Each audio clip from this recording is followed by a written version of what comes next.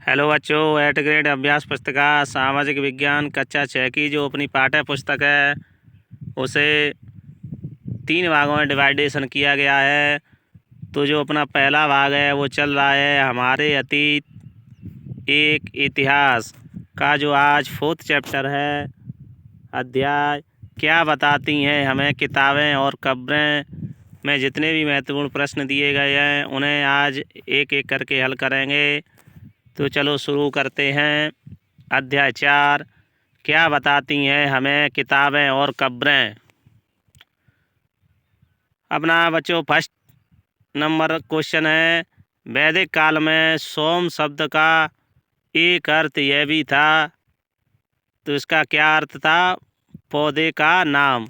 सोम एक पौधे को भी कहा जाता था।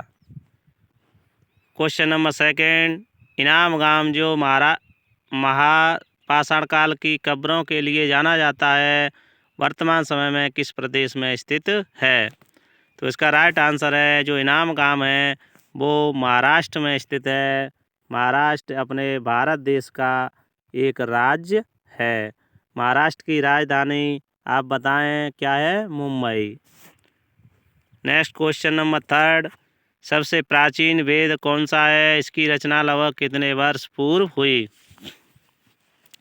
बच्चों, जैसा कि आपको पता है कि वेद अपने कितने हैं, वेदों की संख्या कितनी है? 4 है।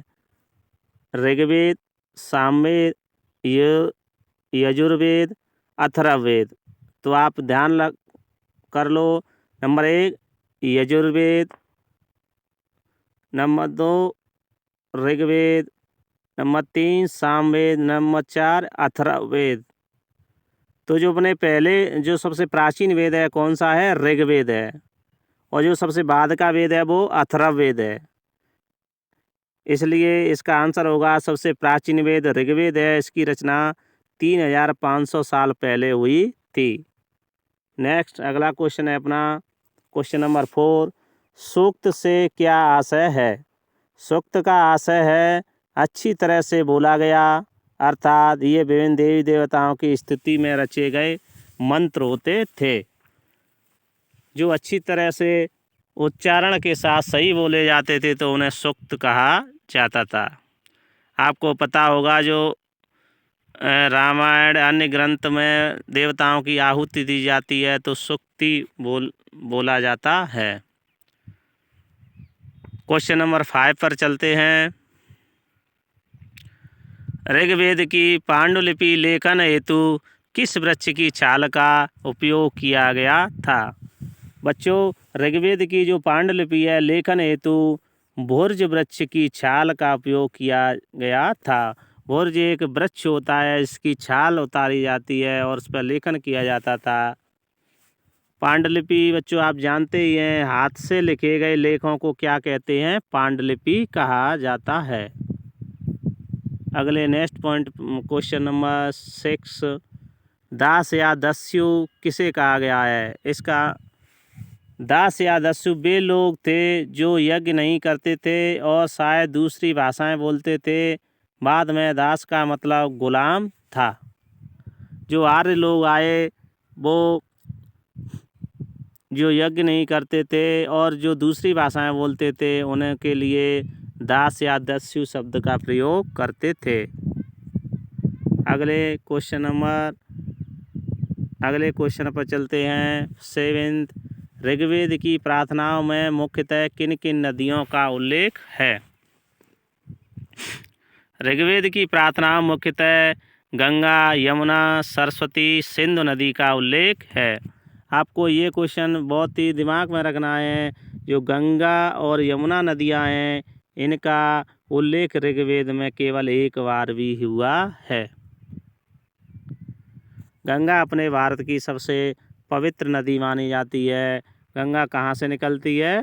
गंगोत्री से। और ये जा कर के कहाँ गिरती है? बंगाल की खाड़ी में। यमुना नदी कहाँ से निकलती है? यमुनोत्री से। और ये जाके कहाँ मिलती है? गंगा नदी में। नेक्स्ट प्रश्न पर चलते हैं। क्वेश्चन नंबर 8, महापाषाणों के निर्माण के लिए लोगों को किस प्रकार के कार्य करने पड़ते थे? महापाषाणों के निर्माण के लिए लोगों को निम्न कार्य करने पड़ते थे: गड्ढे खोदना, शिलाखंडों को ढोकर लाना, बड़े पत्थरों को तराशना और मरे हुए को दफनाना। आपने देखा होगा सबसे पहले गड्ढा खोदा जाता है, फिर उसके लिए शिलाओं पत्थरों को ढोकर लाते थे, फिर पत्थरों को तराशते थे, व्यवस्थित करते थे, फिर जो मरे हुए लोग थे उन्हें दफनाया जाता था। ऐसे जो महापाषाण हैं उनके अपनी पाठ्य पुस्तक में चित्र भी दिए हुए हैं। नेक्स्ट क्वेश्चन नंबर 9, महापाषाणों में एक से अधिक कंकाल मिले हैं, वह किस बात को स्पष्ट करता है? बच्चों, जैसा कि महापाषाण के बारे में आपने पूर्व क्वेश्चन में पढ़ लिया है, में एक से अधिक कंकाल मिले हैं, वे इस बात को स्पष्ट करते हैं कि शायद एक ही परिवार के लोगों को एक ही स्थान पर अलग अलग समय पर दफनाया गया था। कहने का मतलब, जब एक परिवार का वृद्ध व्यक्ति और उसके बाद आने वाले अन्य व्यक्तियों की जो समय के अनुसार मृत्यु होती थी, तो उसी एक ही स्थान दफनाने के लिए एक रास्ता छोड़ दिया जाता था, तो इसे स्टे हॉल कहा जाता था। जैसे आप ऐसे समझ सकते हैं, जैसे ये महापाषाण बना हुआ है और यहाँ पर किसी के जो दादाजी हैं उनका शव यहाँ पर दफनाया गया है, तो जो अन्य पीढ़ियाँ आएंगी उनके दफनाने के लिए ऐसे रास्ता छोड़ दिया जाता था। अगले नेक्स्ट क्वेश्चन पर चलते हैं। इनाम गांव में पुरातत्वविदों को किन किन खाद्यान्नों के बीज मिले हैं, उनके नाम लिखिए। बच्चों, जैसा कि नाम से ही विदित है, आप समझ सकते हो कि खाद्यान्न उन चीज़ों को कहा जाता है जो खाने के काम आते हैं, उन अनाजों को कहा जाता है। इनाम गांव कहाँ पर है? महाराष्ट्र। महाराष्ट्र भारत का एक राज्य है। तो इनाम गांव में पुरातत्वविद जो प्राचीन चीज़ों की खोज करते थे उन्हें पुरातत्वविद कहा जाता था। गेहूँ, जौ, जो आप जानते हो बेजड़ होती है, गेहूँ के साथ बोई काटी जाती है। चावल, दाल, बाजरा, मटर और तिल के बीज मिले हैं। नेक्स्ट क्वेश्चन 11, लोगों की सामाजिक स्थिति की असमानता को किस प्रकार जाना जाता था? बच्चों, सामाजिक असमानता आप जानते हो भेदभाव, अंतर को बोलते हैं।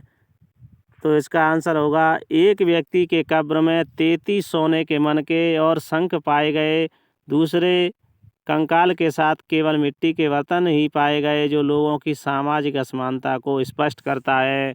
अर्थात जो लोग गरीब होते हैं उनके साथ में मिट्टी के बर्तन रखे जाते थे, जो पैसे वाले होते थे, अमीर लोग होते थे, उनके साथ में सोने के मनके और शंख दफनाए जाते थे। इससे उस समय की सामाजिक असमानता का पता चलता है कि उस समय भी लोग गरीब और अमीर हुआ करते थे, अर्थात समान नहीं थे। नेक्स्ट क्वेश्चन, युद्ध में जीते गए धन का बंटवारा किस प्रकार किया जाता था? युद्ध आप जानते हो, जब एक राजा का दूसरे राजा से जो लड़ाई होती थी उसे युद्ध कहा जाता है। तो युद्ध में जीते गए धन का कुछ भाग सरदार रख लेते थे, कुछ हिस्सा पुरोहितों को दे दिया जाता था और कुछ धन यज्ञ के लिए दिया जाता था। शेष धन आम लोगों में बांट दिया जाता था। तो आप इस क्वेश्चन से समझ गए होंगे कि जो लड़ाई में लूटपाट में धन मिलता था, तो उसका कुछ हिस्सा तो सरदार रख लेते थे जिनके सैनिक होते थे, और कुछ दान दे दिया जाता था पुरोहित ब्राह्मण लोगों को, और कुछ से यज्ञ आहुति की जाती थी जिससे देवताओं की कृपा बनी रहे, और शेष धन आम सभी लोगों में बांट दिया जाता था। धन्यवाद।